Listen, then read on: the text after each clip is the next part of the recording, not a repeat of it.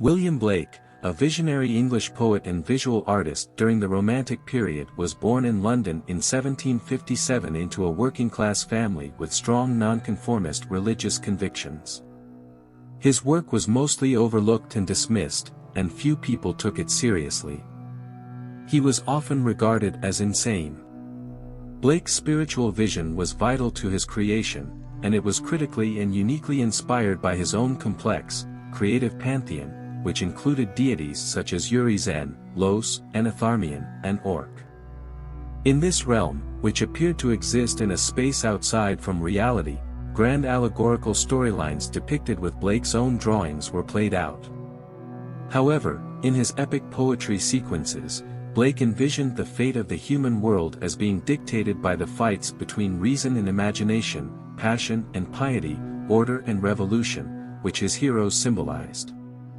Blake was possibly the archetypal romantic artist. Blake, like his romantic literary contemporaries Samuel Taylor Coleridge and Percy Bysshe Shelley, emphasized the centrality of human imagination and inspiration in the creative process, rejecting the neoclassical focus on formal accuracy that had defined most 18th-century painting and poetry. Above all, Blake despised the modern culture of enlightenment and industrialization, which he saw as a mechanization and intellectual reductivism. Blake believed that creative insight was the only way to lift the veil of logical thinking from reality, arguing that, if the doors of perception were cleansed, everything would appear to man as it is, infinite. Blake's integration of writing and painting into a single creative process, as well as his use of revolutionary production techniques to merge picture and word in single compositions, distinguishes him among artists of his day, and exceptional among artists of any era. Blake is most known for his visual work, but he is also regarded as one of the most radical poets of the early Romantic period, blending a highly wrought, Miltonic language with big, Gothic themes. Furthermore, by inventing new processes like illuminated printing, Blake was able to adjust his trade to match the needs of his imagination.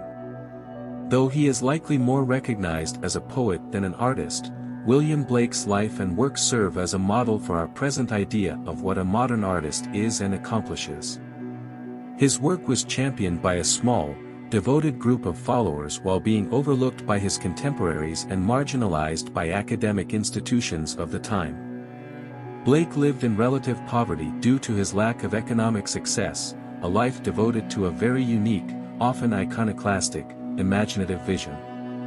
Blake created a legendary cosmos with the richness and depth of Dante's Divine Comedy, but with the imprint of modern society and politics, through his prints, paintings, and poetry.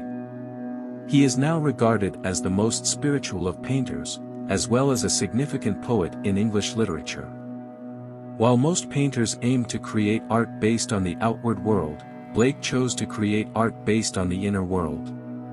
Blake's poetry is regarded as one of the most important works of English poetry today, and his artworks are regarded as outstanding examples of English art. Blake, on the other hand, was long viewed as an incomprehensible visionary whose mystical worldview was perceived as a sign of spiritual perplexity throughout his lifetime. Blake did not see a new generation of painters come to appreciate his work until he was extremely old. In the meantime, the artist's role as a prophetic force and spiritual counselor had grown in importance. However, Blake's true uniqueness and prophetic eye for the perils or excesses of modernity were largely acknowledged only in the 20th century. Throughout his life, he was noted for his unusual behavior and refusal to reconcile with society.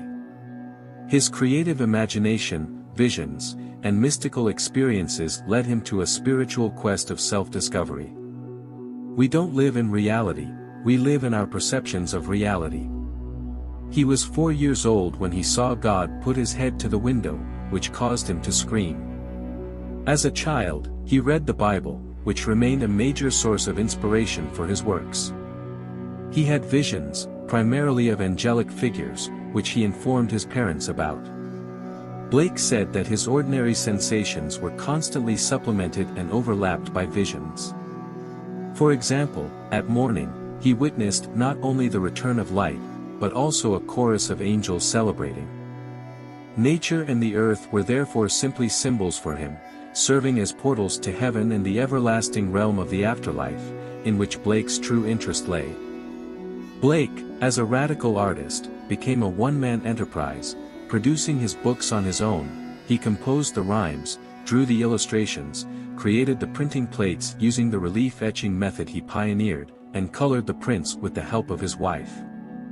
In this way, he avoided commercial limitations while losing a portion of his audience. Extraordinarily, Blake taught himself to write backwards. This allowed him to print his poems as complete plates, with text and image interwoven, rather than printing the words first and adding the illustrations afterwards, as was usually done. It seems strange that Blake rejected his most well-known, though certainly least understood, poem, Jerusalem, as the prelude to his prophesied work Milton, an epic poem based on the Renaissance writer's life. Sir Hubert Parry set the poetry to music in 1916, converting it into the well-known hymn we know today.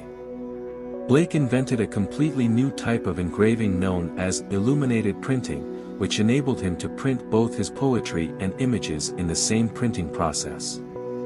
Instead of scratching an image onto a waxed copper plate, Blake would sketch his poetry and drawings in acid-resistant paint on the plate. This was prepared with candle oil and salad oil. The plate was then dipped in acid, which ate away the exposed sections, allowing the design to stand out for prints to be taken. The best-known instances of this style are the Songs of Innocence and Experience. When Blake was commissioned to depict Dante's Divine Comedy, he learned Italian to catch the sense of the author in his native tongue. All of his prints were hand-finished, and it is because of him that printing became recognized as a creative discipline. Blake's painting, as well as his poetry, appeared to most of his contemporaries to be entirely outside of the creative mainstream of their period. In truth, his art was far too daring and unusual to be widely appreciated in the late 18th and early 19th century. He has been dubbed a pre-romantic because, in addition to rejecting neoclassical literary style and ways of thought in his poetry, his graphic work also challenged 18th century standards. Always emphasizing imagination above rationality, he believed that perfect shapes should be built not from observations of nature but from inner conceptions. His rhythmically patterned linear approach is also an affront to the painterly academic style.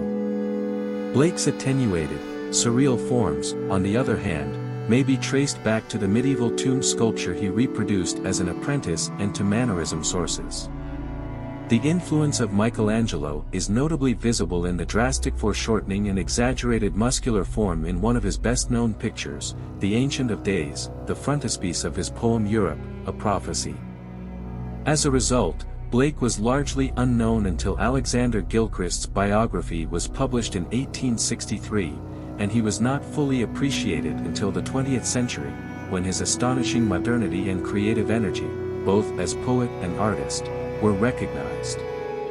Despite this, his works are part of a distinct creative tradition, English figurative painting from the late 18th century. Blake died in a little cottage in London in 1827, impoverished and relatively obscure. Nowadays, we can recognize him as a precursor for the avant-garde artists of the late 19th and early 20th centuries, whose creative spirit clashes with the dominant attitude of their culture.